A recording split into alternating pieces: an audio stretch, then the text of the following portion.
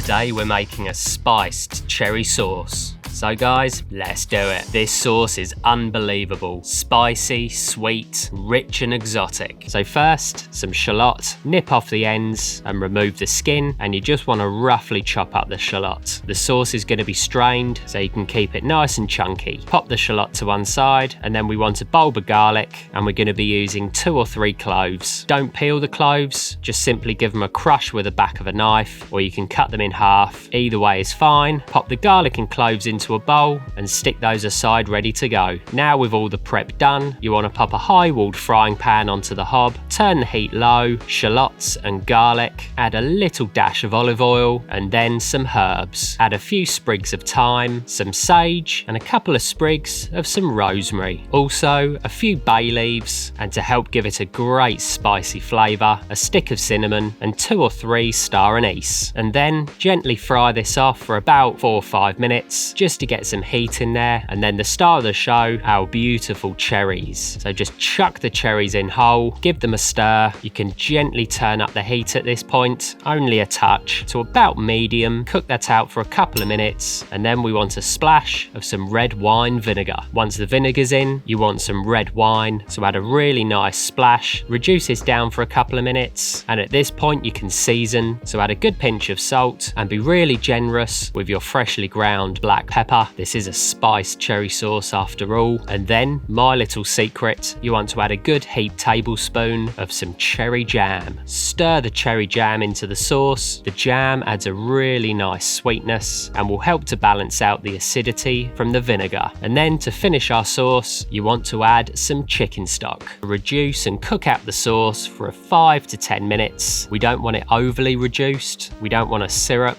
but we do want it to have some really nice body, so it gives us a really great mouthfeel when we eat it with the duck. So cook that out, keep checking it, keep tasting, and I'd say you want to cook it out for anywhere between 7 and 10 minutes. When it's reduced down by about 1/3 to half, you want to take a saucepan with a sieve, pass the sauce through a sieve, and then to finish the sauce, to make it beautiful and glossy and shiny, you want to add a few knobs of butter. Melt the butter into the sauce, stir away, give it another taste, and make any little adjustments you need, any more butter or any more seasoning. And when you're happy with your sauce, we are done. This really is one of my favourite sauces.